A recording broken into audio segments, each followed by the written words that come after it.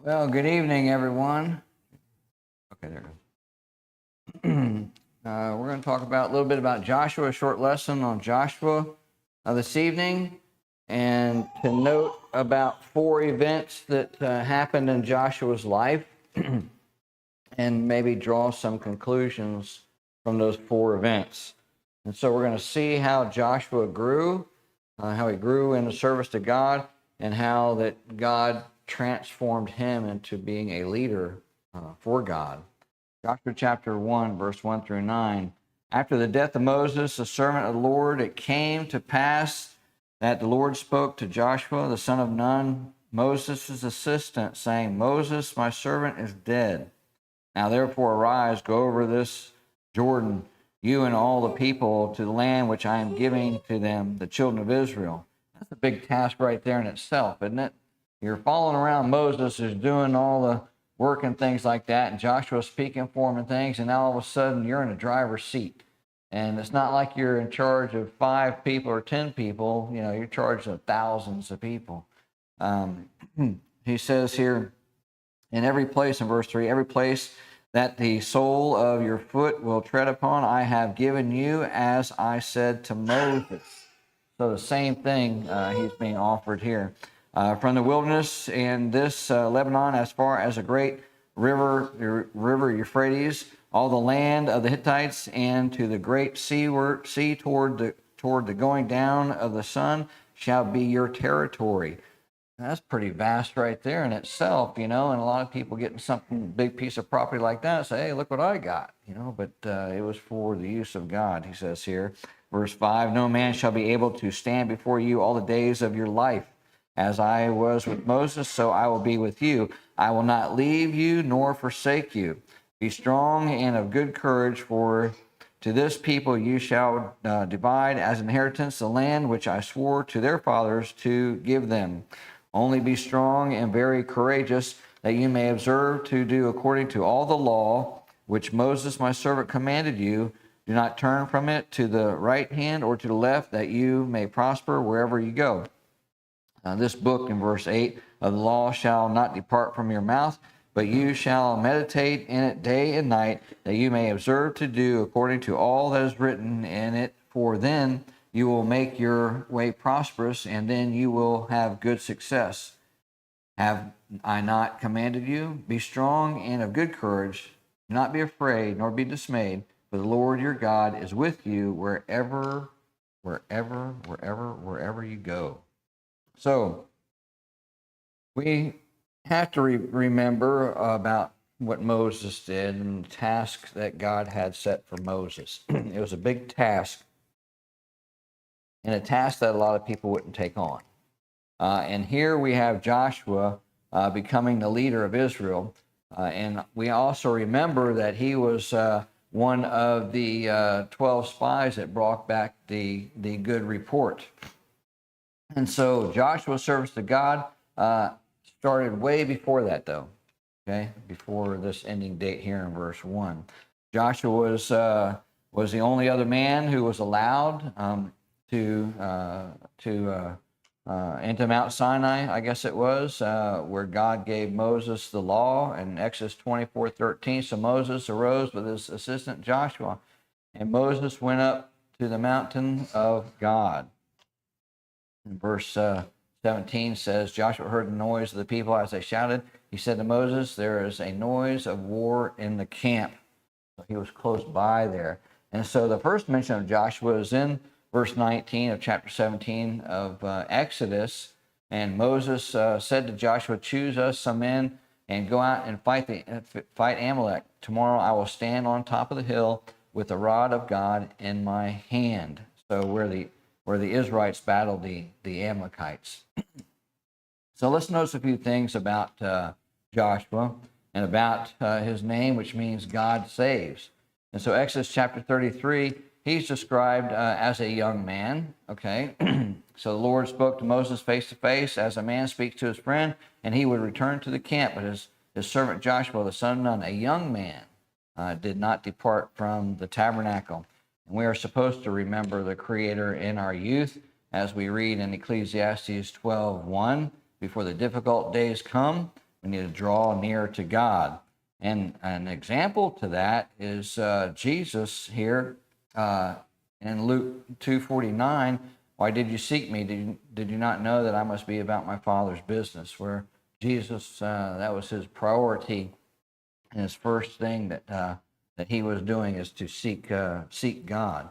Numbers chapter 11, though, describes the Joshua. He made a mistake in some discernment. And in chapter 11, verse 24 through 30, in his zeal, he made a mistake in discernment. Chapter 11, verse 24 through 30 reads, So Moses went out and told the people the words of the Lord, and he gathered the 70 men of the elders of the people and placed them around the tabernacle. 70 elders here. Then the Lord came down in the cloud and spoke to him, and took of the Spirit that was upon him, and placed the same upon 70 elders. And it happened, when the Spirit rested on them, that they prophesied, although they never did so again. But 2 men had remained in the camp. The name of one was Eldad, and the name of the other was Medad, and the Spirit rested upon them. Now they were among those listed, but who had not gone out to the tabernacle, yet they prophesied in the camp. The young man ran and told Moses and said, Eldad and Medad are prophesying in the camp. So Joshua, the son of Nun, Moses' assistant, one of his choice men, answered and said, Moses, my Lord, forbid them.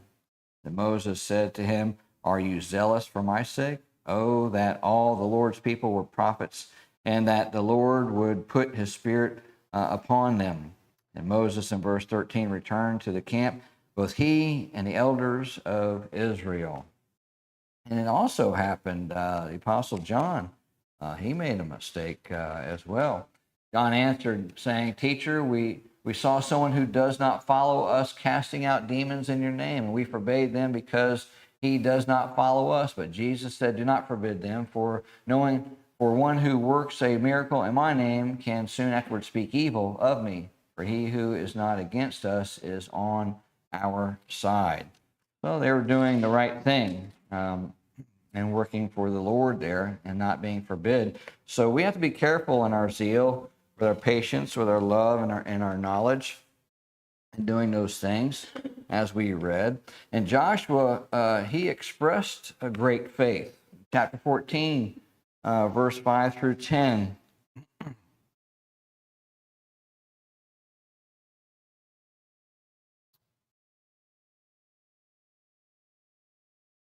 And Moses and Aaron fell on their face before all the assembly of the congregation of the children of Israel. But Joshua the son of Nun and Caleb the son of Jephunneh, whom were among those who had spied out the land, tore their clothes. And they spoke to all the congregation of the children of Israel, saying, The land we passed through to spy out is an exceedingly good land. If the Lord delights in us, in verse 8, then he will bring us into this land and give it to us, a land which flows with milk and honey. Only do not rebel against the Lord, nor fear the people of the land, for they are our bread. Their protection has departed from them, and the Lord is with us. Do not fear them. And all the congregation said to stone them with stones. Now the glory of the Lord appeared in the tabernacle of meeting before all the children of Israel. So, as a result, God rewarded them, but punished those who didn't believe. And so we have the obligation today to realize and to show the same thing. Jesus said, because of your unbelief, for assuredly I say to you, if you have faith as a mustard seed, you'll say to this mountain, move from here to there, and it will move, and nothing will be impossible for you. Now, obviously, we all have faith, or some level of faith that is higher than others, and some is lower than others in this room, and maybe even watching on TV tonight. But that absolute faith of God is talking about here. And that's really powerful what God's saying here. But Joshua's faith and service to God used Joshua. He used him to do a lot of great works. He says here, Moses called Joshua and said to him, in the sight of all Israel, be strong and of good courage, for you must go with this people to the land which the Lord has sworn to their fathers to give them, and you shall cause them to inherit it. And as we noted in Joshua chapter 1, verse 1 through 9, which we are not going to read again, we notice the dedication life that Joshua has led in the service to God, taking over a big task. You know, there's a lot of times we as human beings, maybe at our job or something like that, where there's someone doing a great job and then they retire or they leave, quit, whatever they do, and how are we going to fulfill that person's spot? I'm not good enough to fulfill that person's spot. You know, I mean, see, these things might have been running through Joshua's mind, but Joshua took on the task and he had God's help. And God said, I'll never leave you nor forsake you. So Joshua had the backing of God, and seeing a great man of Moses in front of you doing all the things that he did, it's just an inspiration that way. So when we dedicate our life to God, he's going to use us in that life to do great things. And that's what he did with Joshua. And it doesn't necessarily happen overnight either. All right, in Luke 21:19, as we begin to close our lesson out, but by your patience possesses your souls. And it's also a lifetime of service. He says here, for whoever desires to save his life will lose it, but whoever loses his life for my sake and the gospel's will save it. Romans chapter 12, verse 1. I beseech you, therefore, brethren, by the mercies of God, that you present your bodies a living sacrifice, wholly acceptable to God, which is your reasonable service. And do not be conformed to this world, but be transformed by the renewing of your mind, that you may prove what is that good and acceptable and perfect will of God. So let's remember the lessons from Joshua. All right, he sought after God. He did what God wanted to do, and he sought after God in his youth. He was zealous for God, but he did make mistakes. Okay, he did make some mistakes, and he expressed great faith in God. And when he did this and working for God, God used him to do a whole bunch of things in God's service, the will of God.